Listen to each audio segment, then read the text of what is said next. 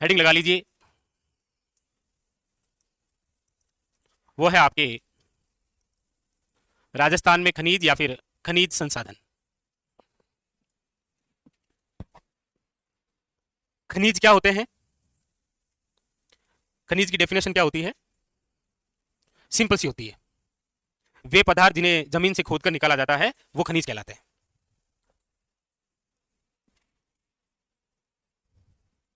जो पदार्थ जमीन से खोदकर निकाले जाते हैं उन्हें आप क्या कहते हैं? खनिज। जमीन से खोदकर निकाले गए पदार्थ खनिज कहलाते हैं, और उसी खनिज में से जिनमें से धातु प्राप्त हो जाए उसे अयस्क कहते हैं। उसे क्या बोलते हैं? अयस्क।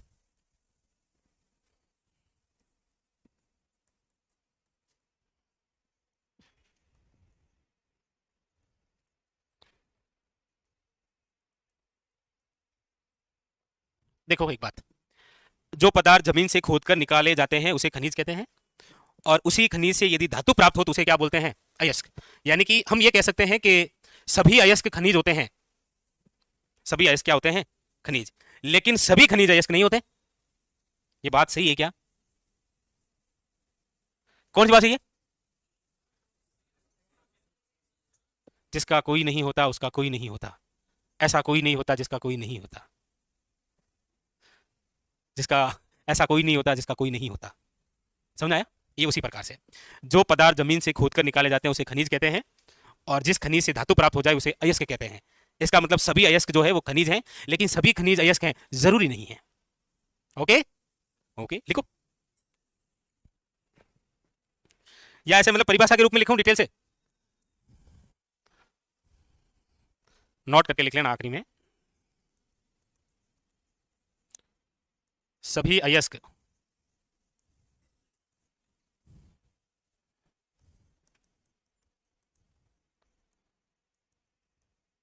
खनिज होते हैं, लेकिन सभी खनिज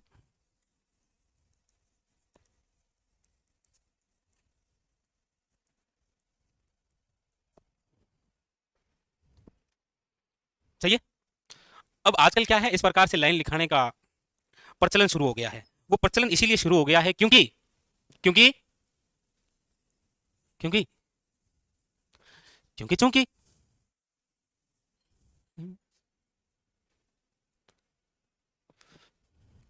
तो ये तो हो गई इसकी परिभाषा, ठीक है। आ जाए कभी क्वेश्चन तो आ जाए। बाकी देखो इस प्रकार की जो लाइनें होती है ना, फर्स्ट ग्रेड जैसे एग्जामों में, क्या हुआ भाई साहब? क्या? कुछ नहीं,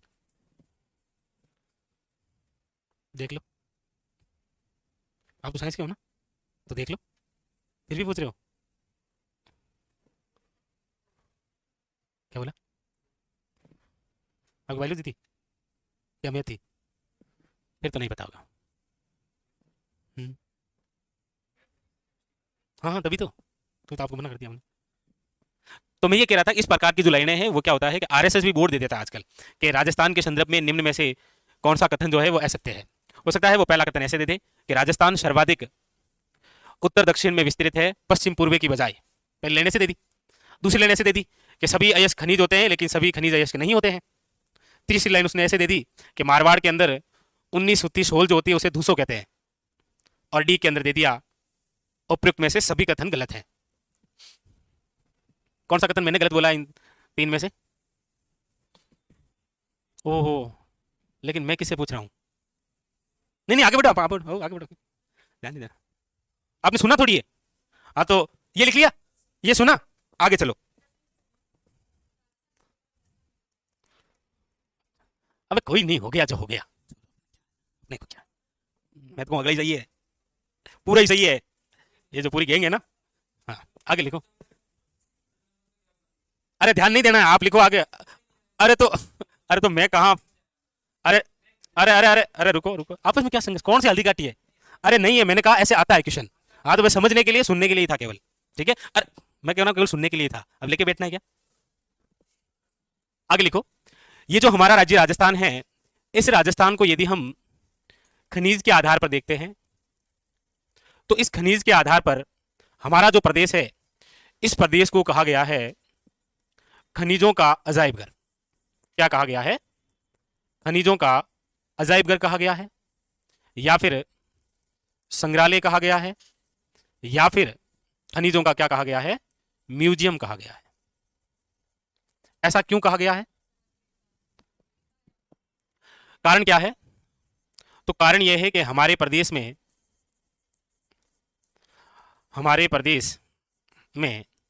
खनिजों की क्या है? विविधता है। अब ये क्या मामला है, खनिजों की विविधता? तो इसके बारे में हम चर्चा कर लेते हैं अभी की जो आर्थिक समीक्षा है उसके अकॉर्डिंग। आर्थिक समीक्षा 2023-24, आर्थिक समीक्षा 2023-24 के अनुसार जो है राजस्थान में 81 प्रकार के क्या पाए जाते हैं? खनिज। लेकिन ध्यान रखिएगा, ये जो 81 प्रकार के खनिज हैं, इनमें से केवल 58 प्रकार के जो खनिज हैं, इन खनिजों का क्या होता है? उत्खनन होता है। क्या होता है? उत्खनन होता है। सही है। तो हमारा जो प्रदेश है, इसे खनिज के आधार पर क्या कहा गया है? खनिजों का अजायब घर। क्यों कहा गया है? अरे बोलो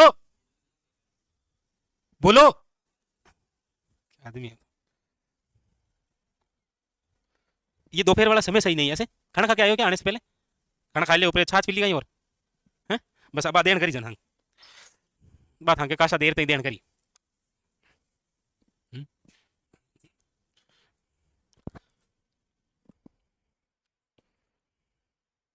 तो देख लो क्या करना है उसका।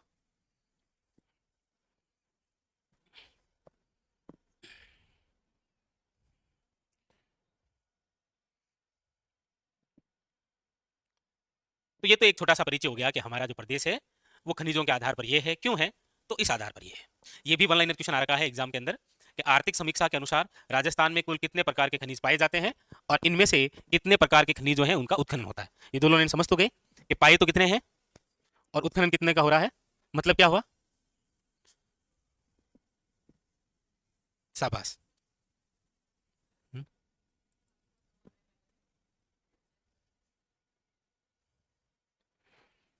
हम्म, बाकी वाला एक दो थैली में ही है, लेकिन ज्यादातर कट्टों मिल जाता है ऐसे। हाँ, होते हैं बड़ा तो हो। कैसे ढूंढ लिया आपने यहाँ ये जगह, कैसे ढूंढ लिया आपने सबने? हैं? ये बात भी बिल्कुल उसी प्रकार है कि आप जिस वैकेंसी की तैयारी कर रहे हैं ना, आपको पता है आपके सिलेबस में क्या है। लेकिन जैसे सिलेबस में पता है कि 10 सब्जेक्ट हैं, लेकिन उसमें से पढ़ तो आप कितने रहे हैं? केवल 6। हमारे राजस्थान में खनिज टोटल पाए कितने प्रकार के जाते हैं? 81 प्रकार के। लेकिन खोद कर केवल कितने निकाले गए हैं? जैसे सोने का हमारे राजस्थान में दोहन नहीं होता है, लेकिन हमें पता चल गया है कि राजस्थान में सोना कहाँ पर है। कहाँ पर सोना है? अच्छा ऐसे मैं सोचा जहाँ जगह मिल जाए। बाकी कहाँ पर है?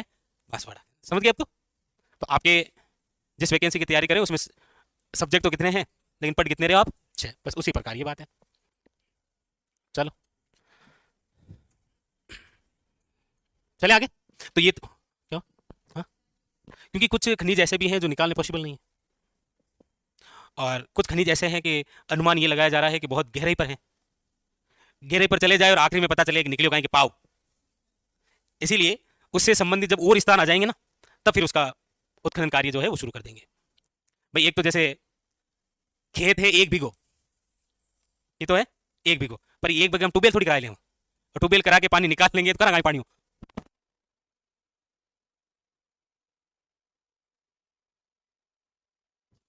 ठीक है, ओके।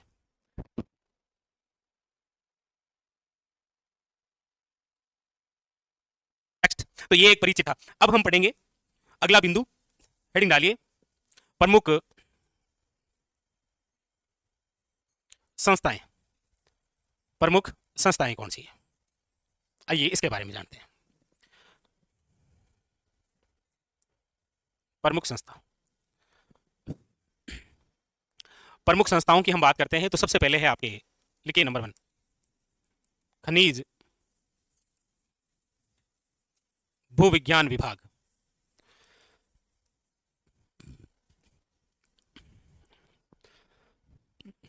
आप में से कोई बताएगा क्या ये कहां पर है? वैसे देखो, आप जब राजस्थान का एकीकरण पढ़ेंगे आगे चलकर, उस एकीकरण के तहत एक समिति आएगी आपके सामने जिसका नाम है पी सत्यनारायण राव समिति। पता ही होगा आपको भाई, कुछ कुछ आइडिया तो हो गई आपको।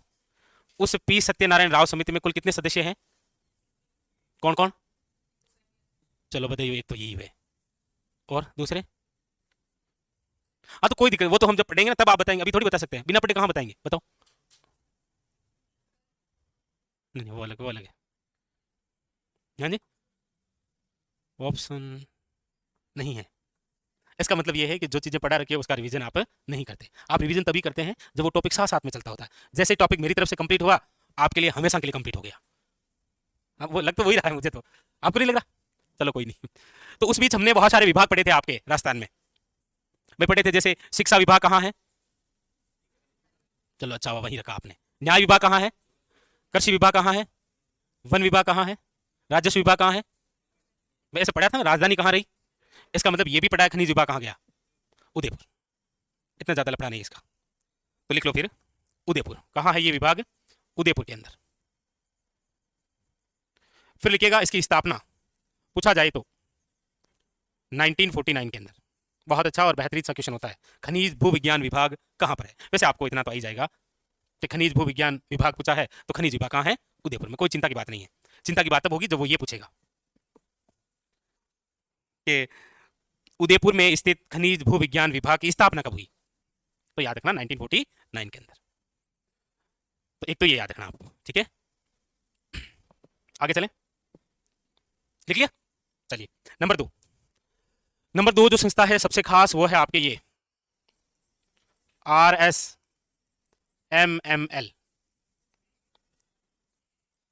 Rajasthan state mines and minerals limited, यानी कि राजस्थान राज्य खानवे खनिज निगम। सीधा सीधा वन क्वेश्चन आता है कि इसकी स्थापना कब हुई? इसकी स्थापना कब हुई?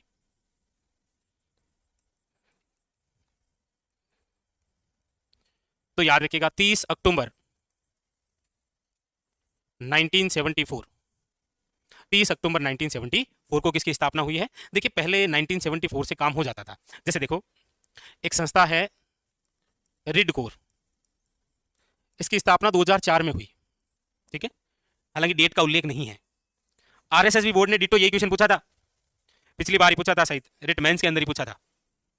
अब वो कौन सा पेपर था, लेवल सेकंड का था या फर्स्ट का था पता नहीं। क्वेश्चन था रिड कोर की स्थापना कब हुई। उसने पहला ऑप्शन दिया सितंबर 2004, दूसरा ऑप्शन था अक्टूबर 2004। इसका मतलब यह है कि आपने रिड कोर 2004 पढ़ा है, तो इसका कोई मतलब नहीं है। उसने क्या दे दिया? मंथ। इसीलिए ध्यान रखें, यह संस्था भी बड़ी खास है, इसीलिए इसकी डेट इंपॉर्टेंट है, 30 अक्टूबर 1974।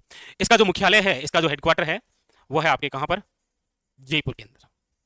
सही है क्या? हुँ? सही है जयपुर? अरे कुछ बोलो तो सही। अभी तो बताया, खनिज की जब बात हो तो कहां पर है? उदयपुर। देखो आप संस्थाओं के रूप में जैसे राजसी को पढ़ते हैं, जैसे आप रिको पढ़ते हैं, जैसे आप RSRTC पढ़ते हैं, आप RFC पढ़ते हैं, आप रूडा पढ़ते हैं, ये जितनी भी संस्थाएं हैं इन सब का जो मुख्यालय है वो कहां पर है? जयपुर के अंदर है। इसका जरूर याद रखिएगा, RSMML, इसका जो मुख्यालय है वो कहां पर है? आपके उदयपुर के अंदर। इसका जो कार्य है वो क्या है? इसका कार्य है खानों का तो आवंटन करना है, और खनिजों का क्या करना है? सर्वेक्षण, कि कहां पर किस प्रकार के क्या खनिज हैं, और उसके बाद में फिर खानों का क्या करना है? आवंटन करना है। अभी राजस्थान सरकार खनिज को लेकर किस एक्शन में है? पर सर वो तो सरकार एक्शन में है ना, हैं? और हमारा एक्शन आएगा होली के बाद, पता है क्या आपको? है जी।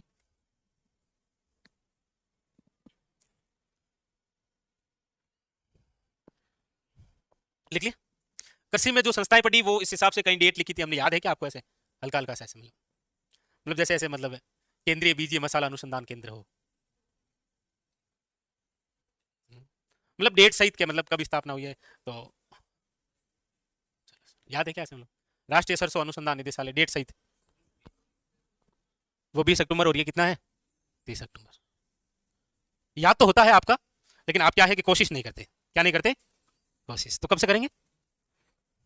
चलिए अब देखो, इस संस्था से वैसे 3 प्रकार के ही क्वेश्चन खास बनते हैं, ठीक है।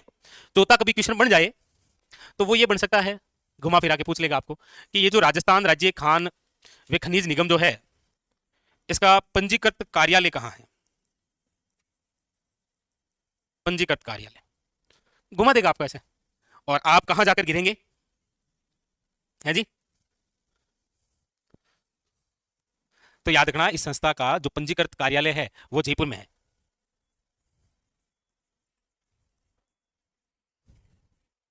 आया नहीं है, लेकिन आ जाए तो ध्यान रखना, ठीक है।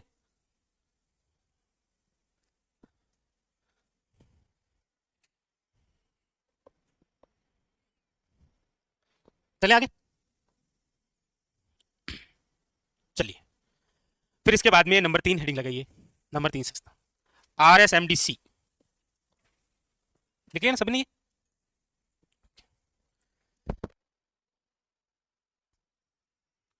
RSMDC Rajasthan state minerals development corporation, लिखेगा राजस्थान राज्य खनिज विकास निगम।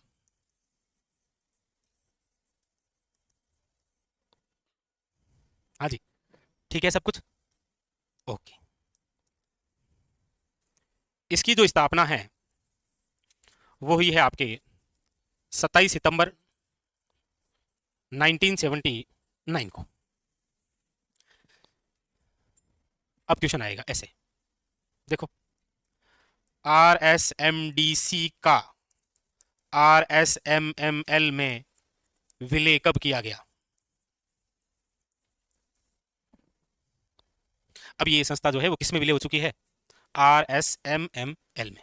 तो क्वेश्चन ऐसे आता है, कोई संस्था जब किसी में विलय हो जाती है तो फिर विलय से क्वेश्चन बनता है। जैसे आपको पता होगा, चलो हम लाइट की ही बात कर लेते हैं, ऊर्जा की। राजस्थान के अंदर आपको पता हो तो वर्तमान में राजस्थान अक्षय ऊर्जा निगम है क्या, आपके चेहरे से तो लग नहीं रहा है, चलो कोई नहीं, छोड़ो। तो क्वेश्चन आएगा आपके सामने इस प्रकार से, RSMDC का जो है वो RSMML में विलय कब हुआ था। तो ध्यान रखें विलय की डेट, लिखिएगा विलय, इस संस्था का जो विलय है वो किस संस्था में कर दिया गया, RSMML में। और ये विलय कब हुआ है, तो याद रखिएगा 20 फरवरी 2003, पिछली बार पटवार का क्वेश्चन नहीं है। ये संस्था थी डायरेक्ट कि राजस्थान राज्य खनिज विकास निगम का राजस्थान राज्य खान व खनिज के अंदर विलय कब हुआ था, ये क्वेश्चन आया था। उतारो,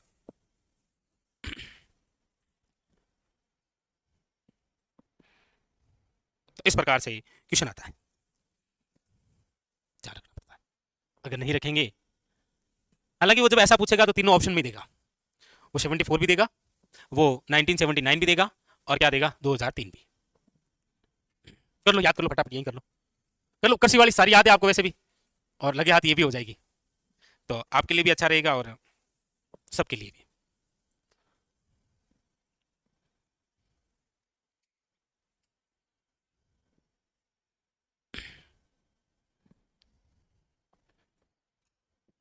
लिख लिए, लिखो लिखो, याद भी हो गया होगा।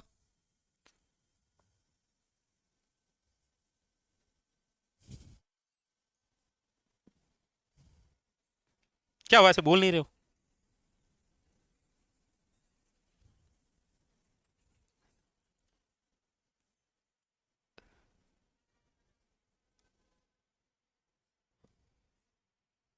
माघ माह तो नहीं चल रहा है क्या, आप मौन धारण करें हैं, माघ माह में लेते हैं क्या मौन व्रत, कौन सी तिथि को,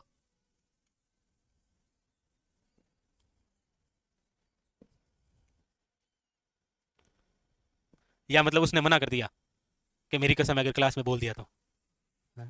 नहीं, आप बोल ही नहीं रहे हो, कुछ भी पूछो, मतलब ऐसे बड़ी गहरे ऐसे सामने देख रहे हो ऐसे। अच्छा, तुम पूछेगा मुझसे। अच्छा, ऐसे ऐसे फीलिंग आ रही है आपके चेहरे से, लग रहा है ऐसे। अच्छा, अब तुम पूछेगा, और हम पागल तुझे बड़ी इस बड़े पागल को बताएंगे। हैं?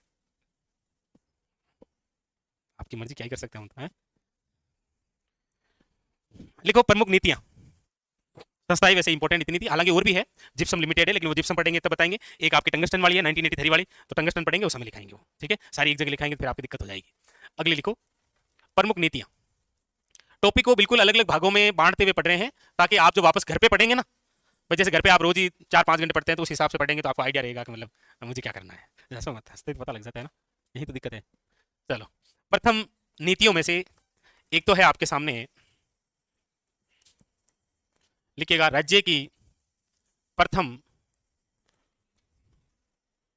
खनिज नीति। राज्य की प्रथम खनिज नीति कब आई थी?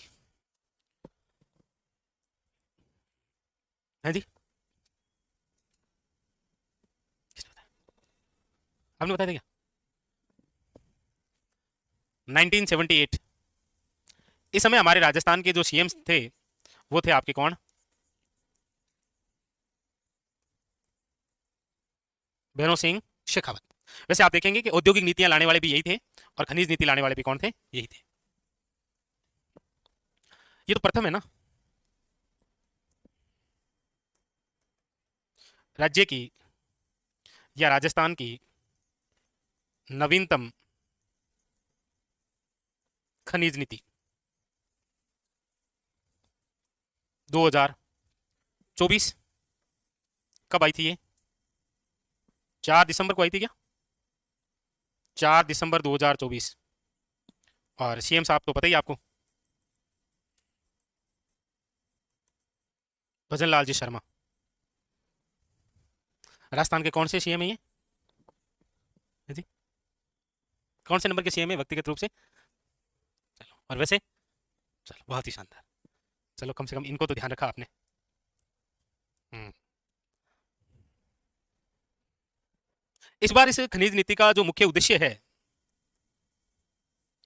वो है रोजगार का सर्जन करना, वे अवैध खनन पर रोक लगाना। जैसे राजस्थान के अंदर अभी जो सबसे बड़ा विवाद छिड़ा हुआ है, वो है आपके अवैध बजरी खनन। सुना है क्या? इसीलिए आपको पता हो तो कांग्रेस के समय बजरी से संबंधित एक पॉलिसी लाई गई थी, कौन सी? M sand. बिल्कुल। लेकिन देखो, वर्तमान सरकार ने थोड़ा कम ही ध्यान दिया है, वो खुद भी लेकर आ रही है एक। तो इनमें से कोई क्वेश्चन आए तो ध्यान रखना। वैसे जब भी क्वेश्चन आएगा, तो ये वन लाइनर कभी नहीं पूछा जाएगा कि खनिज नीति कब आई। आपको पता होगा, 5 दिसंबर 2024 को हमारे जयपुर में एक बहुत बड़ा औद्योगिक से संबंधित कार्यक्रम हुआ था। आपके कोई ध्यान में हो तो, राइजिंग राजस्थान नाम से। ध्यान हो तो। उस समय, उससे पहले हमारे राजस्थान में सीएम साहब ने क्या हुआ, एक साथ 9 नीतियां जारी की थी। कितनी? तो उसमें क्या होगा, एक तरफ तो 4 नीति आएगी, एक तरफ सामने ये आएगा, और फिर कहेगा मिलान करो कौन सी कब आई। ऐसा आएगा, ध्यान रखना आप, ठीक है।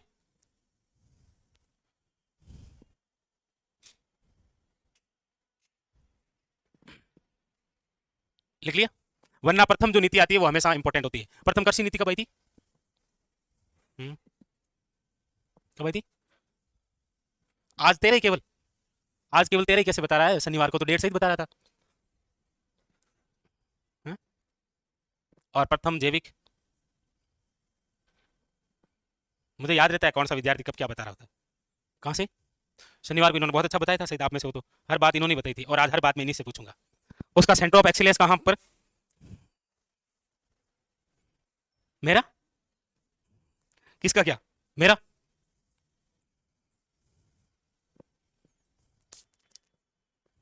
झालावाड़ में क्यों लिखा था फिर? हम्म? एक लिखिएगा,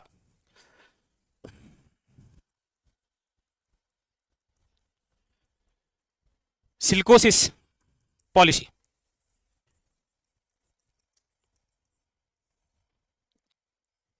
कब लाई गई थी?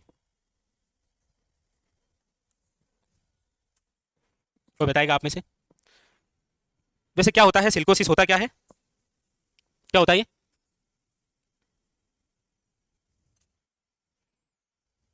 हम्म,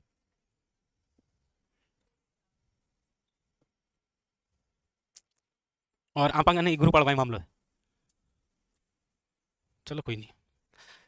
ये लाई गई थी, लिखो डेट लिखो, 3 अक्टूबर 2019। वैसे क्वेश्चन जो आता है वो इससे रिलेटेड उस हिसाब से क्वेश्चन आ जाता है कि जब भी किसी पॉलिसी के तहत कोई राजस्थान का विशेष जिला कार्य करता है, जैसे पिछली बार इसका जो अवार्ड है वो किस जिले को दिया गया था, नागौर को। सिलिकोसिस नीति का तात्पर्य यह है, सिलिकोसिस एक बीमारी होती है, खान और वहाँ खदानों में जो काम करने वाले व्यक्ति होते हैं ना, उनके अंदर डस्ट का जमा हो जाता है शरीर में, उसके बाद में उसकी क्या हो जाती है, सिलिकोसिस जैसी बीमारी हो जाती है और मृत्यु भी हो जाती है। इसीलिए सरकार द्वारा उस व्यक्ति के परिवार वालों को 3 लाख रुपए दिए जाते हैं। ऐसी बात है, लिख लो। खानवे खदानों में कार्य करने वाले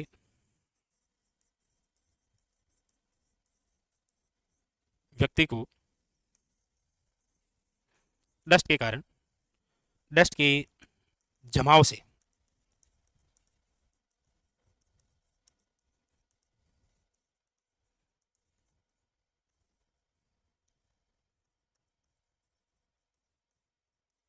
मृत्यु होने पर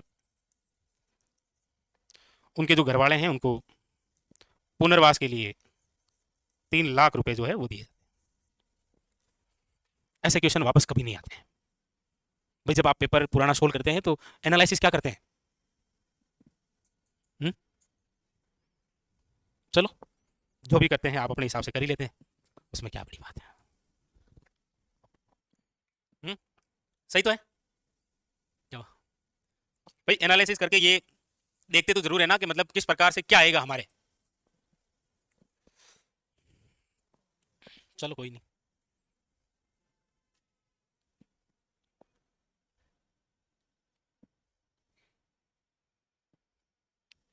हाँ रामकेश। हाँ, इसमें इसमें जिस व्यक्ति की मृत्यु होती है ना, तो उस व्यक्ति विशेष की मृत्यु होने पर उसके अंतिम संस्कार के लिए सरकार 10,000 रुपए देती है। लेकिन पहले करके आ जाना चाहिए। सरकार के 10,000 पता नहीं किस साल आएंगे। देती है सरकार अलग समय 10,000 रुपए देती है ना, पता ही है आपको तो। अरे ग्रामीण क्षेत्रों से आने वाले विद्यार्थियों को हर एक पॉलिसी नीति योजना का पता होना चाहिए। आपको पता ही नहीं, आप घर वालों को क्या फायदा दे रहे हैं? ये तो चलो इसको छोड़ो, और भी तो बहुत सारी आती होगी ना, किसी पर कोई सब्सिडी आती होगी। देखो आप पढ़े लिखे हैं, आपसे घर वाले उम्मीद करते हैं। उम्मीद का मतलब ये है कि घर वालों को तो नहीं पता है ना कि मतलब सरकार की कोई नई पॉलिसी क्या आई है जिससे क्या पता उनका काम चल पड़े। आप ही तो बताएंगे उन्होंने कि पापा अब ये मंगलो जी को 10 लाख रुपए लाने की जरूरत नहीं है, ब्याज ना। सरकार एक पॉलिसी लेके आई है जिसके माध्यम से ये उद्योग लगा के आप 4-5 लाख रुपए ले सकते हैं। लेकिन थाने भी तो ठाकुर नहीं ना, ये तो खुद फोन करके रिचार्ज कर दी, कहानी समाप्त।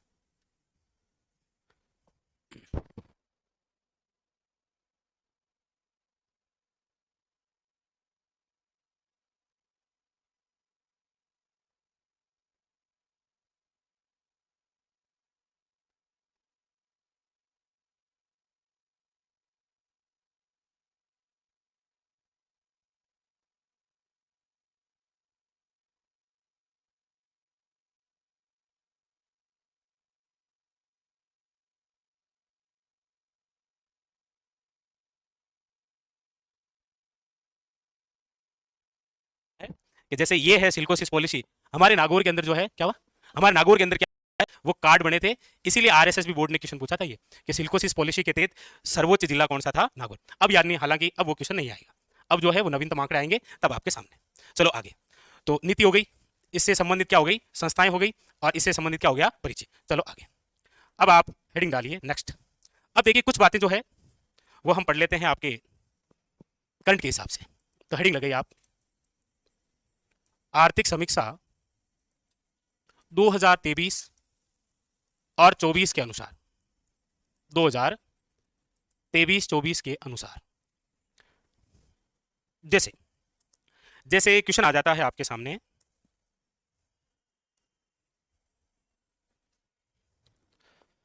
जैसे आप 2022 के आसपास के पेपर देखेंगे आरएसएस बोर्ड के, तो उसमें क्वेश्चन आए थे कि निम्न में से वह खनिज जिसमें राजस्थान एकमात्र उत्पादक राज्य नहीं है, या निम्न में से राजस्थान कौन से खनिज में मुख्य उत्पादक नहीं है, या फिर क्वेश्चन आ जाता है कि निम्न में से राजस्थान कौन से खनिज में अपना प्रथम स्थान नहीं रखता है। तो लिखो, इसके अंदर काफी सारे पॉइंट है, लिखो।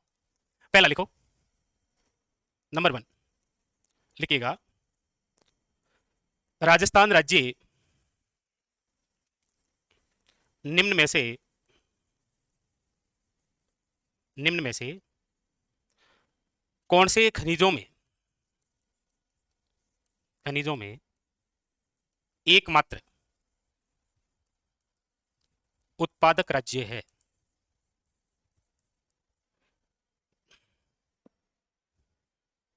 हाँ, रामकेश इस प्रकार से भी आ जाते हैं कई बार। हाँ, आप में से कोई बताना चाहे, आप में से किसी की इच्छा हो कि नहीं, मतलब मुझे आ रहा है। आप में से किसी की इच्छा हो कि लग रहा है कि मतलब वो बता सकता है, तो स्वागत है उसका। क्या हुआ? पहले सवाल तो पढ़ो। क्या झारखंड नींद में हो गया? या केवल यही देखना होता है कि मतलब सर को कहां पकड़ना है? हा? क्या कह रहा है किशन?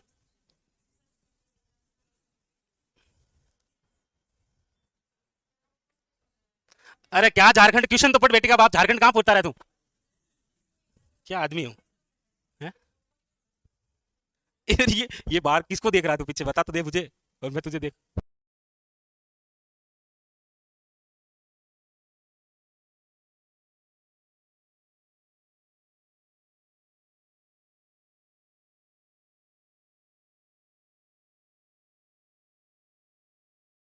ठीक है, वापस देखो क्या पूछ रहा है। यही एग्जाम हॉल के अंदर आप बैठे रहते हैं ना, तब गड़बड़ होती है। इतना नींद में आया हुआ, चाय पीना बाहर जाकर। अभी क्वेश्चन है, राजस्थान राज्य निम्न में से कौन से खनिजों में एकमात्र उत्पादक राज्य है? अब इसमें बताने क्या है, खनिज कौन से खनिज है? ये डायरेक्ट आर्थिक सर्वे 2023-24 के जो अनुसार है ना, उसमें डायरेक्ट वन लाइनर ये लाइन लिखी हुई है, और इसमें 3 खनिजों के नाम लिख दिए। इसका मतलब क्वेश्चन क्या बन जाएगा कि राजस्थान राज्य निम्न में से कौन से खनिजों में एकमात्र उत्पादक राज्य नहीं है? 3 तो डायरेक्ट हुआ जाएगा, और चौथा कोई अन्य। तो कौन कौन से दे रखे हैं इसमें लिखो। एक तो है सीसा जस्ता, एक तो कौन सा खनिज दे रखा है? सीसा जस्ता। एक खनिज दे रखा है, याद रखिएगा, सेलेनाइट, और एक दे रखा है वोलेस्टोनाइट। ये 3 नाम जो है वो उस आर्थिक सर्वे 2023-24 के अनुसार है, उसमें एक लाइन लिखी गई है कि राजस्थान जो है वो इनमें एकमात्र उत्पादक राज्य है। अब ये जो लाइन है एकमात्र उत्पादक राज्य, वो इन 3 खनिजों को लेकर लिखी गई है। इसका मतलब यह है कि ऐसा क्वेश्चन बन सकता है कि कौन से में नहीं है, और चौथा ऑप्शन आ जाएगा जास्पर। ऐसा ही कोई नाम आएगा, ध्यान रखना। ठीक है, अब अगली लाइन लिखी हुई थी उसमें कि राजस्थान राज्य निम्न में से कौन से खनिजों में प्रमुख उत्पादक राज्य है? लिखो, ये तो लिख लिया। चलो बाकी की जो चर्चा है वो हम करेंगे कल के सेशन में। ठीक है, पानी वानी पी के आ जाइए आप आराम से, फिर बाकी का पढ़ते हैं।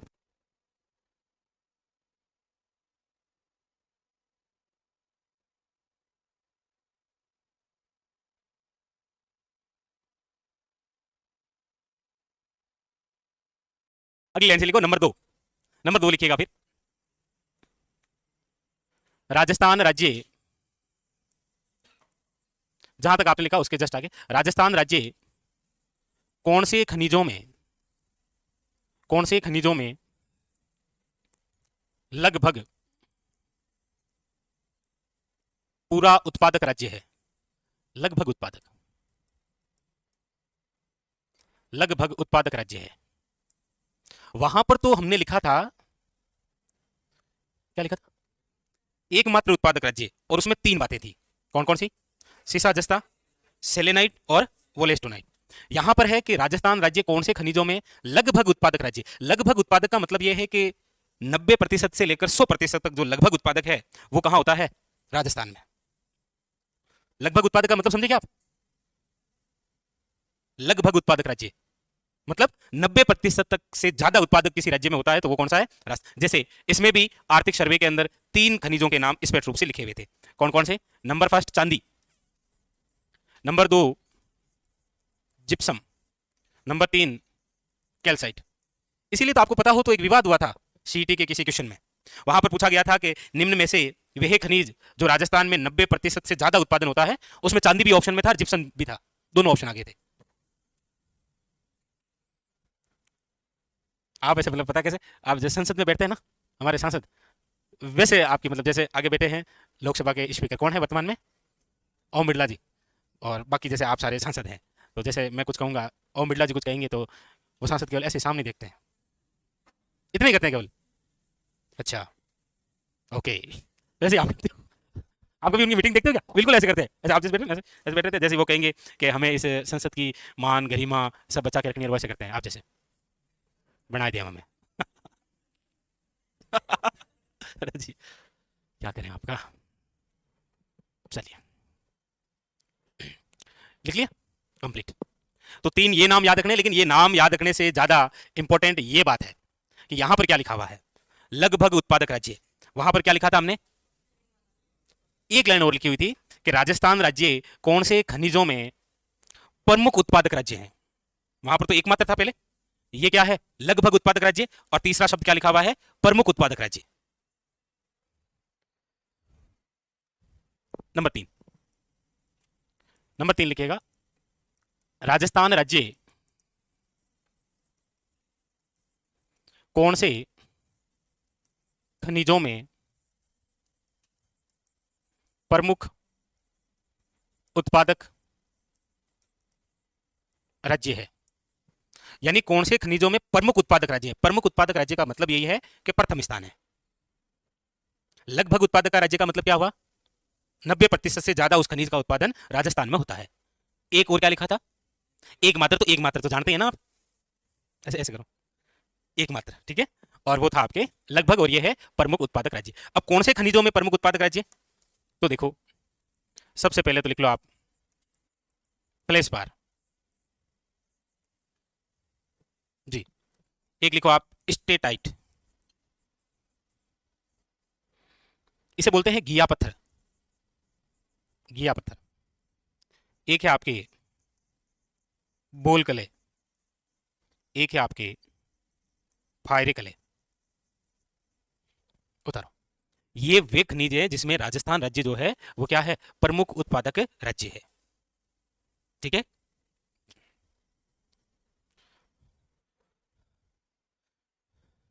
लिखो,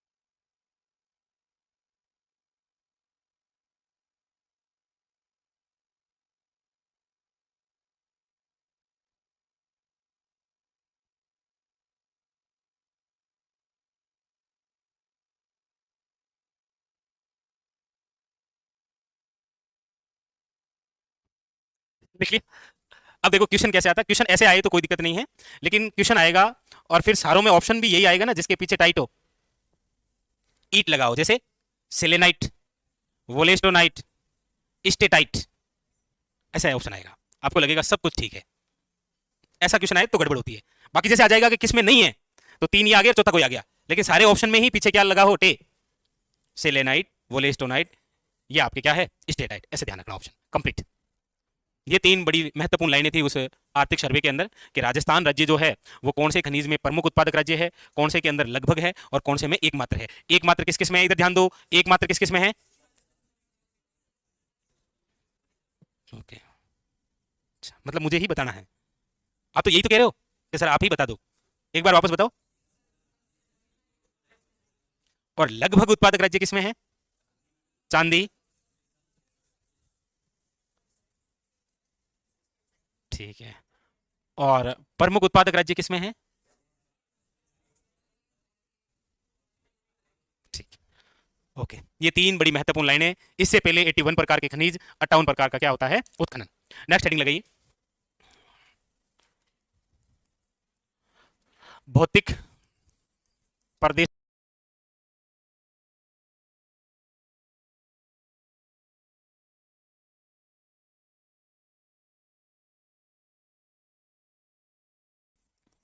यानी राजस्थान के जो भौतिक प्रदेश आप पढ़ते हैं, उपलब्ध खनिज, मतलब कोई भी आपसे ऐसे कभी कहे कि ज्योग्राफी का कौन सा टॉपिक है जो आपको आता है, तो आप बेझिझक एक ही टॉपिक कहते होंगे, भौतिक प्रदेश से पूछ ले।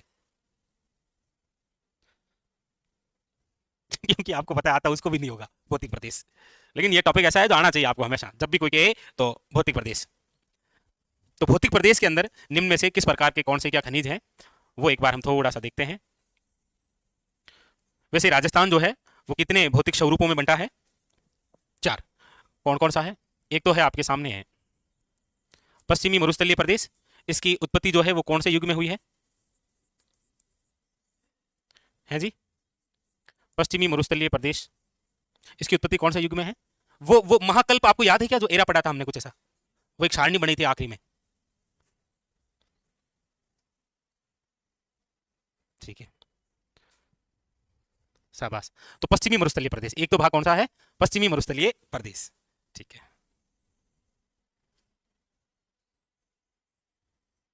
ये जो भाग है ये है आपके कौन सा? अरावली पर्वतमाला। तो जैसा कि आपने अभी बताया कि पश्चिमी मरुस्थलीय जो प्रदेश है इसकी उत्पत्ति कौन से युग में हुई है? प्लिस्टोसीन युग में। कौन सा प्लिस्टोसीन? प्रारंभिक प्लिस्टोसीन या उत्तर प्लिस्टोसीन? मेरे हिसाब से मान लूं क्या मैं, तो उत्तर प्लिस्टोसीन, ठीक है। क्योंकि राजस्थान के जो 4 भौतिक प्रदेश हैं, आप इनका निर्माण के आधार पर क्रम तो बता ही सकते हैं चारों का, क्या दिक्कत है? हाँ तो बता दो, हमारी कोई दिक्कत खास है कौन?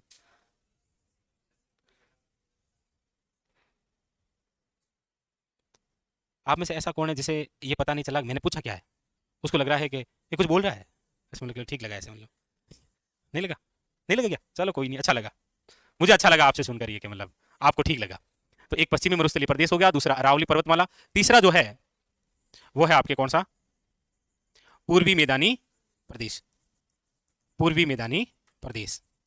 और एक जो भाग है वो है आपके नंबर 4 कौन सा?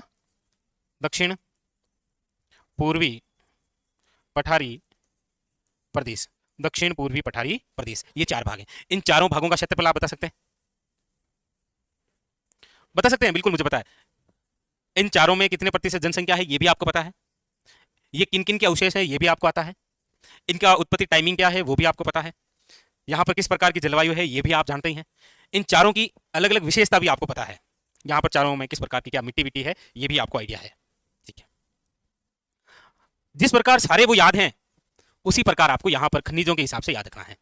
क्योंकि ये जो पश्चिमी मरुस्थलीय प्रदेश है ना, यहाँ पर जो है वो आपको मिलेगी अवसादी चट्टानें। कौन सी चट्टानें हैं यहाँ पर?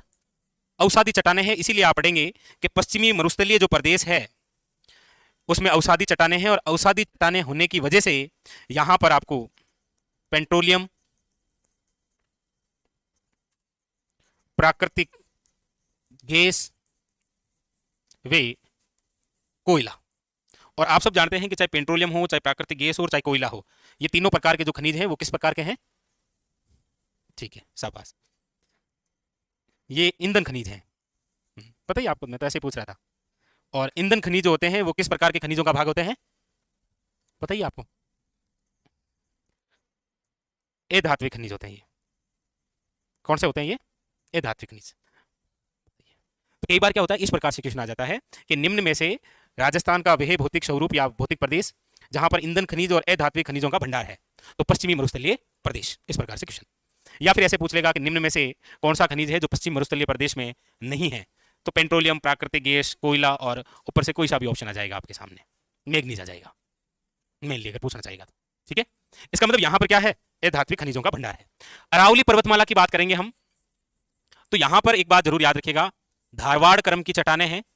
हालांकि हम यहाँ पर राजस्थान के अंदर पाई जाने वाली वो प्रमुख चट्टानें हम पढ़ेंगे, जैसे पिछली बार रेटमेंस में आया था क्या कि बिलाड़ा चुन्ना पत्थर निम्न में से कौन से क्षेत्र में आता है? नहीं नहीं, कौन सा नहीं है शामिल? बिलाड़ा चुन्ना पत्थर के अंदर कौन सा क्षेत्र शामिल नहीं है? उसमें ऑप्शन था जोधपुर, बीकानेर, जैसलमेर और गंगानगर। तो गंगानगर नहीं आता है क्योंकि वो मारवाड़ क्षेत्र में आता है। चट्टानें पढ़ेंगे। यहां पर आपको याद रखना है किस प्रकार के खनिज पाए जाते हैं? धात्विक खनिजों से क्या है ये? संपन्न है। और अभी आपको पता हो शायद, मेरे हिसाब से जहां तक आ रहा है, RS प्री में आया था कि इस प्रकार का क्वेश्चन आया था कि निम्न में से कौन सा कथन जो है वो असत्य है। उसमें एक ही कथन था कि अरावली निम्न में से खनिजों से संपन्न है, जबकि ये लाइन क्या है, असत्य है। अरावली खनिजों से संपन्न है, ये बात गलत है। अरावली केवल धात्विक खनिजों से संपन्न है। समझ रहे हैं क्या आप? हालांकि ये लाइन मैंने आपको लिखा दी है अरावली पर्वतमाला की विशेषता में, भाई वहां पूरी विशेषता आपको आती है अरावली की, तो वहां पर ये लाइन मैंने लिखा रखी है कि धात्विक खनिजों से जो अरावली है वो क्या है, संपन्न है। लेकिन ऐसा कतई नहीं है कि अरावली खनिजों से संपन्न है, धात्विक खनिजों से संपन्न है, क्योंकि अरावली के अंदर ये तो है नहीं ना, पेट्रोलियम, प्राकृतिक गैस, कोयला, कुछ भी नहीं है। ये अधात्विक, और ये किस प्रकार के खनिजों से संपन्न है, धात्विक खनिजों से। पूर्वी मैदानी प्रदेश की हम बात करेंगे तो पूर्वी मैदानी जो प्रदेश है ये तो नदियों का भाग है। किसका भाग है? नदियों का भाग। नदियों का भाग है, इसीलिए आप देखेंगे कि ज्यादातर इस पूर्वी मैदानी प्रदेश का जो एरिया है इसके अंदर आपको दिखाई देगा एक तो बजरी, बजरी जो है ना, बजरी जानते हो, बजरी।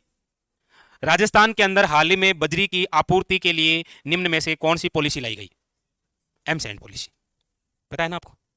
क्योंकि ज्यादातर राजस्थान में बजरी का ही क्या हो रहा है, अवैध खनन हो रहा है। बजरी का अवैध खनन हो रहा है, इससे नुकसान क्या हो रहा है भाई? जैसे एक तो हमारे जो बॉलीवुड वाले स्टार हैं वो कुछ कमला पसंद, कुछ विमल दाने दाने में केसर कदम, उनका प्रचार करते हैं तो उससे नुकसान है। पता है कि आपको विवाद उठा था अभी हमारे राजस्थान के अंदर जयपुर में कोई फंक्शन था क्या? आईफा अवार्ड कितने दिवसीय था पता है? इसके तहत हमारे यहाँ जयपुर के एक वकील ने केस कर दिया था बॉलीवुड पर, बॉलीवुड एक्टर्स पर। हाँ, क्योंकि वो प्रचार करते हैं किसका? विमल का, दाने दाने में केसर कदम। तो उन्होंने कहा केसर आती है इतनी महंगी और 10 रुपया में केसर देवे कौन है? 10 रुपया में आवे, 20 रुपया में आवे, 5 रुपया में आवे, जो भी है। इसीलिए तो यहाँ में, हाँ, मैं आपको बजरी का पूछ रहा था, बजरी का अवैध खनन हो रहा है, इससे नुकसान क्या हो रहा है? ठीक है, और कोई आप में से?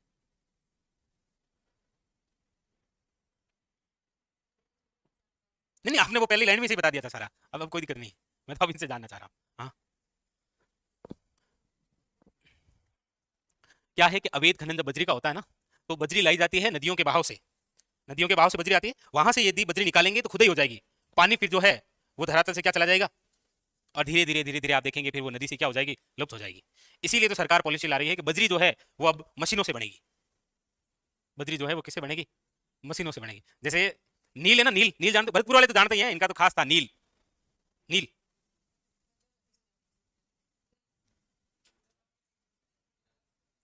उजाला,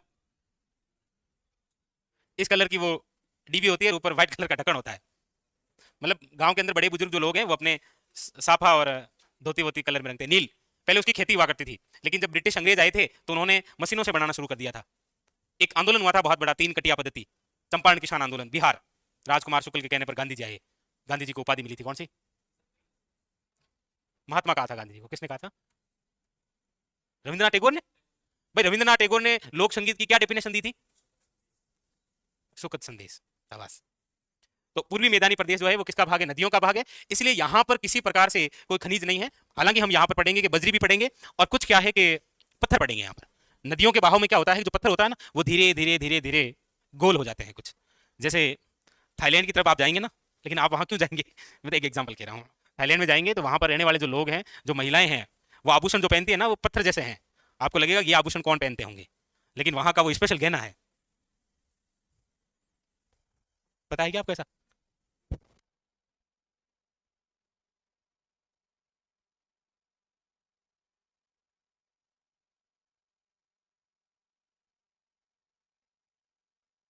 वो पत्थर भी मिलते हैं यहाँ, हम यहाँ पढ़ेंगे। जैसे अभी एक नाम लिखा था ना हमने, कौन सा? घिया पत्थर। तो नदियों का भाग है, लेकिन याद रखिएगा खनिजों की दृष्टि से तो क्या है ये? खनिजों की दृष्टि से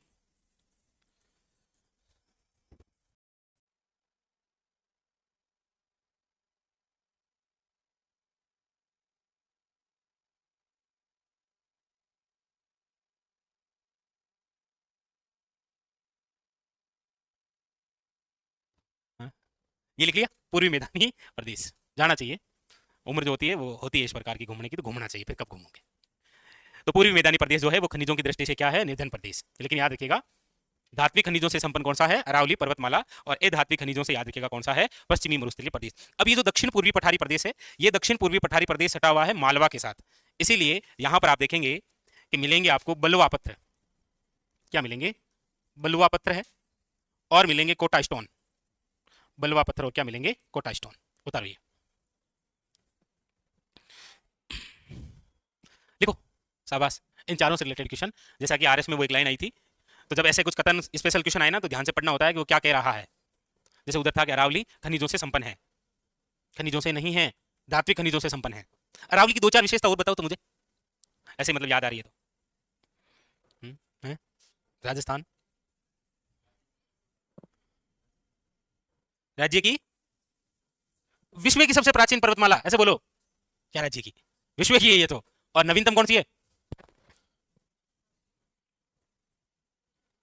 हिमालय। किसने बोला? हिमालय सही है, हिमालय। हाँ, और कुछ विशेषता? हम्म, हाँ, उसे क्या बोलते हैं? उसको एक नाम दिया गया है स्पेशल, पता आपको है? डेजर्ट मार्च। यस। और आता है आपको, बस केवल क्या है कि आपको पता ही नहीं रहता है कि ये वही है क्या। भाई जैसे आप किसी अनजान व्यक्ति को एक बार देख लेते हैं, फिर वापस एक महीने के बाद में देखते हैं, तो आपको ऐसा लगता है कि इनका कान देखो तो यहाँ लगे वो देखिए थे, इनका नाक तो यहाँ को लगे थे, लेकिन इसमें पहचान नहीं पा रहे हैं कि कहाँ देखा। रिवीजन तो इन आगामी जो 5 दिन की छुट्टियां है ना, इसमें पूरा रिवीजन करना है आपको, ठीक है? हाँ जी। 5 दिन स्पेशल लिख लिया क्या सभी ने? सभी ने आगे बढ़े। चलिए, अब आप लिखिएगा खनिजों का वर्गीकरण। खनिजों का वर्गीकरण।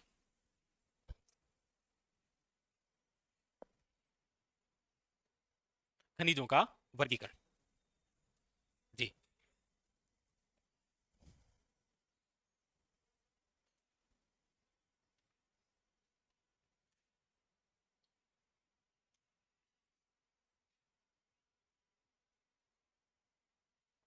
हम्म,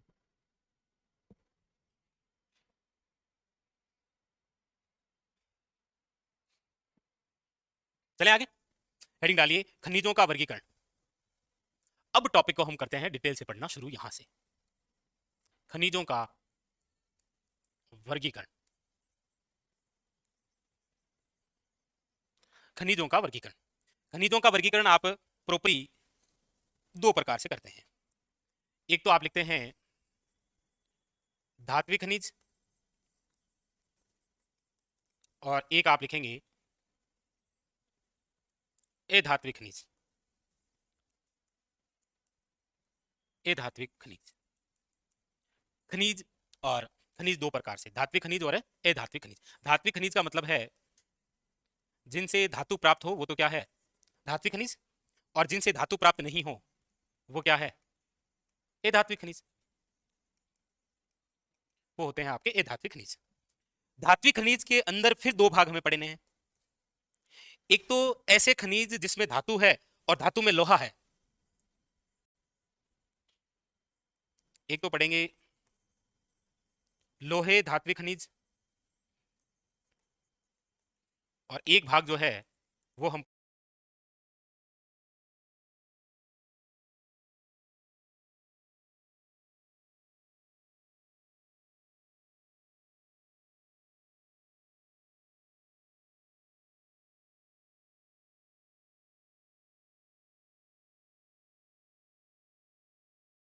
पढ़ेंगे क्या? ए लोहे धात्विक खनिज। आप समझ रहे हैं ना क्या है ये, मतलब क्या है ये? समझ गए ना? खनिज 2 प्रकार के, जिनसे धातु हो वो धात्विक, जिनसे धातु नहीं हो वो अधात्विक। धात्विक खनिज वे धातु जिसमें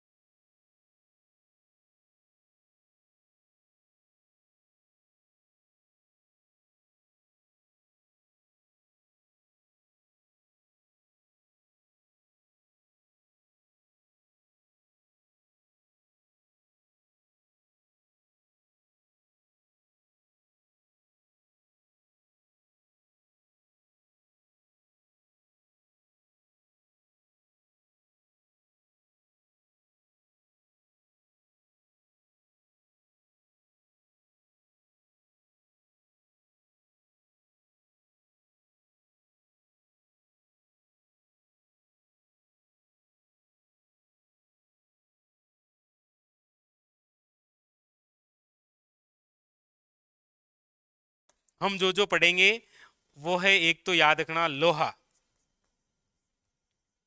क्या है? लोहा। एक इसमें पढ़ेंगे टंगस्टन। एक इसमें पढ़ेंगे मैग्नीज। हम्म, या मैगजीन। सही लिखा है क्या? मैग्नीज है या मैगजीन है? सही है ये। और वो क्या है फिर? मैगजीन। क्या है? दुर्ग है। मैगजीन दुर्ग है कहां पर? अजमेर में। उसके अंदर एक संग्रहालय है, कौन सा? सही है। तो लोहा है, टंगस्टन है, और कौन सा है? मैग्नीज। ये हम राजस्थान में तीन ऐसे धात्विक खनिज पढ़ेंगे जिसमें क्या है? लोहे का अंश है। ए लोहे धात्विक खनिज के अंदर हम पढ़ेंगे सीसा जस्ता। ये तो आपकी तरह जुड़वा है ना? सीसा जस्ता तो जुड़वा खनिज कहलाता है ना? साइंस वाले कौन है? वो तो आई नहीं है ना। नहीं आई क्या? तांबा, सोना, चांदी,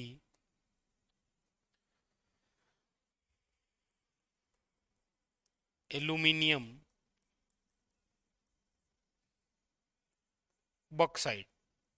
याद रखना, इधर से क्वेश्चन आएगा ऐसे कि निम्न में से कौन सा अलोहे धात्विक खनिज नहीं है, या कौन सा लोहे धात्विक खनिज नहीं है। नहीं नहीं, ये अच्छा आएगा। कौन सा लोहे धात्विक खनिज नहीं है? लोहा, टंगस्टन, मैग्नीज, और इधर से आएगा एल्यूमिनियम। लगेगा सब में है, टंगस्टन में नहीं होगा। टंगस्टन का अयस्क जो होता है वो होता है कौन सा? वुल्फ्रेमाइट। किसमें प्रयोग करते हैं?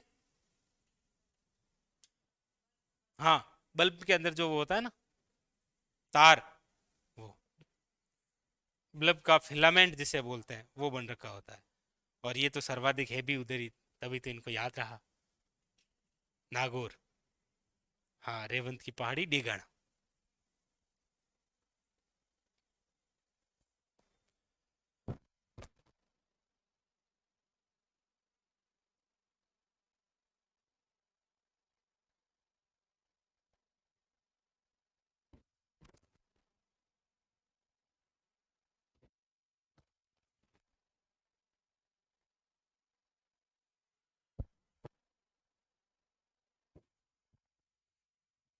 लिख लिया ये? तो इधर से याद रखना इस प्रकार से क्वेश्चन। अच्छा, ए धात्विक खनिज कौन कौन से आ जाएंगे इधर से? तो सारे जो बच गए लिख लो, जो शेष बचे हैं। जैसे नाम क्या बताएंगे आप उनको? क्या नाम बताएंगे उनका? क्योंकि ए धात्विक खनिज तो अपार है। कैसे लिखेंगे इनको? शाबाश। इनको लिखेंगे सबसे पहले तो बहुमूल्य पत्थर। हीरा है, तांबड़ा है, और पन्ना है। ये बहुमूल्य पत्थर है। फिर लिखेंगे इसमें 2 नंबर ईंधन खनिज। भाई कोयला है, पेट्रोलियम, प्राकृतिक गैस, ये किस में आ जाते हैं? ईंधन खनिज में। फिर लिखेंगे इसमें आणविक खनिज।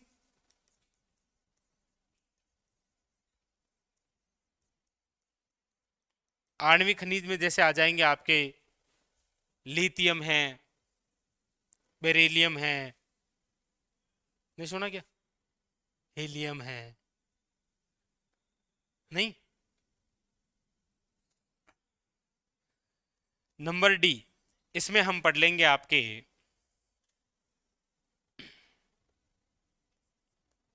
प्रमुख पत्थर। नंबर ई, इसमें हम पढ़ेंगे उर्वरक खनिज। उर्वरक खनिज के 2-3 नाम फेंकिए तो। फेंक तो देंगे सर, उर्वरक है ना। आप, आपके कपड़े खराब हो जाएंगे, बाकी फेंक तो देंगे आप। उर्वरक खनिज फेंको फेंको, उर्वर फेंक दो, मैं धुला लूंगा, कोई दिक्कत नहीं, फेंको आप। उर्वर खनिज फेंको। जिप्सम।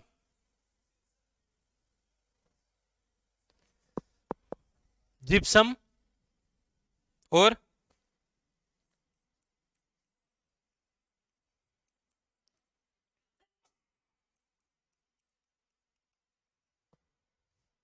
पोटास नाम सुना है क्या कभी? पोटास। भाई, खेत में गए, देखा टमाटर तो इतने इतने से हैं, फिर वो पोटास का छिड़काव करता है। सुबह जाता है तो ये रे टमाटर, टमाटर कहाँ, ये रे टमाटर। काकड़ी गई तो इतनी, पोटास का छिड़काव किया, सुबह देखा तो ये काकड़ी। पता है ना, पोटास का यूज होता है उसमें। कौन था? Oh my God. फिर लिखो। जी, उसमें हम पढ़ेंगे गौण खनिज। लिख लीजिए। तो इसमें फिर अलग है जी। 2 बार लिख दिया क्या? 2 बार फेंक दिया आपने, मुझे पता ही था आप फेंकोगे ऐसे ही कुछ।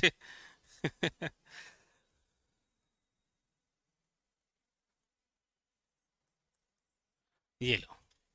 ठीक है। तो उधर इतनी सारी बातें, लेकिन उधर से हो जाता है क्वेश्चन, कोई दिक्कत नहीं है। और इसमें भी हम अलग अलग से पढ़ेंगे, जैसे हेडिंग डालेंगे बहुमूल्य पत्थर, तो 3 लिखेंगे हम, फिर उनके बारे में डिटेल। ये ध्यान रखना है आपको, खासकर इधर से ये लिखो। और इसमें सबसे पहले हेडिंग लगा लीजिए टंगस्टन। समय को देखते हुए हम क्या पढ़ पाएंगे? टंगस्टन तो पढ़ ही लेंगे।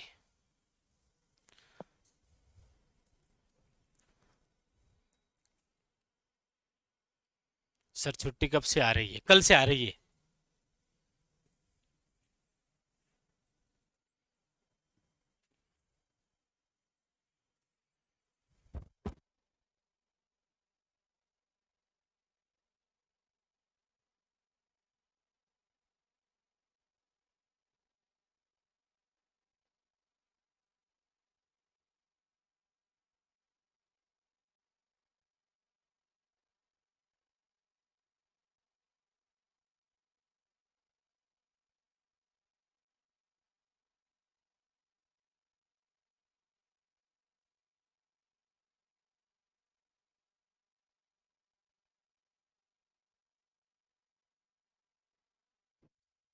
आपको ऐसा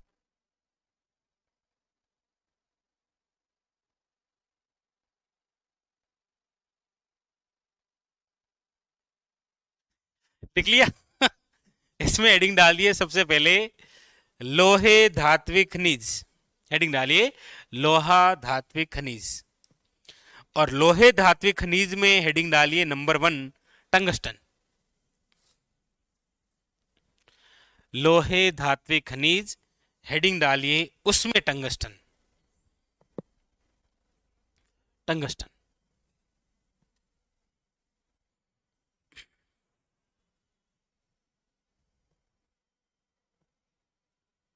सबने बना लिया ये तो?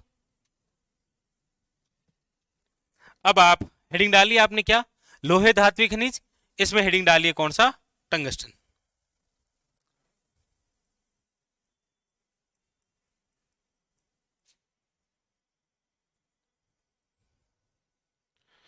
टंगस्टन।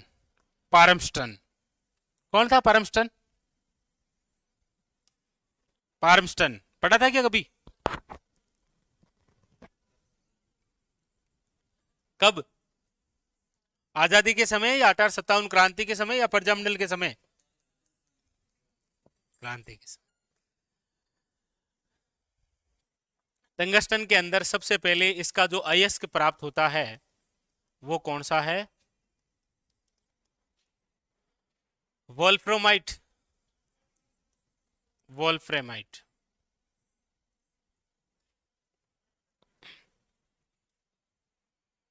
टंगस्टन जो है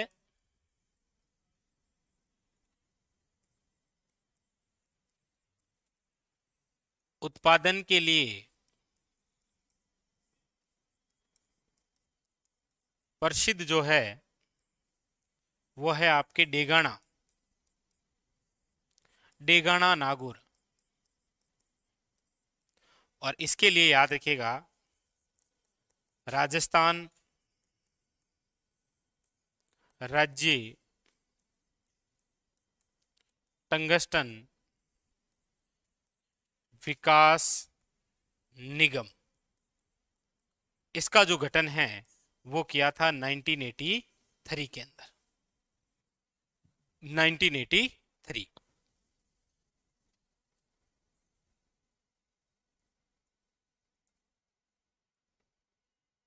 1983 राजस्थान राज्य टंगस्टन विकास निगम, डायरेक्ट वन लाइनर क्वेश्चन आ रखा है 1983 में। अब सबसे महत्वपूर्ण जो क्वेश्चन है वो है टंगस्टन के क्षेत्र से।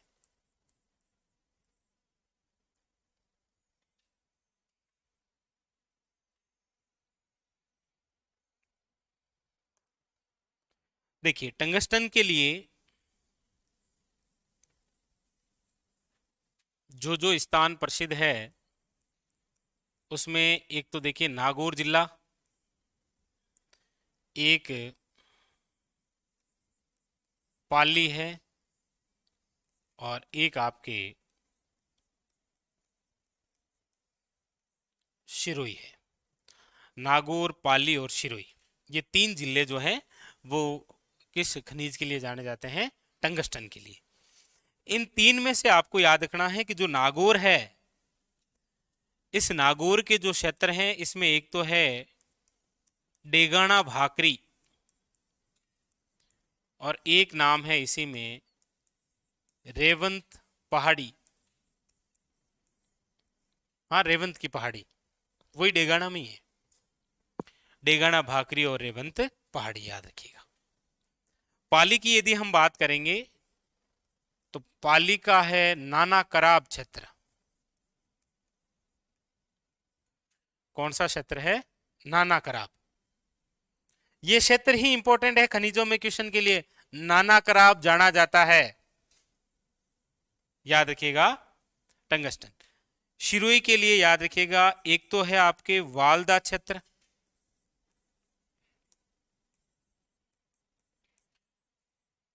एक है आपके देवा का बेरा,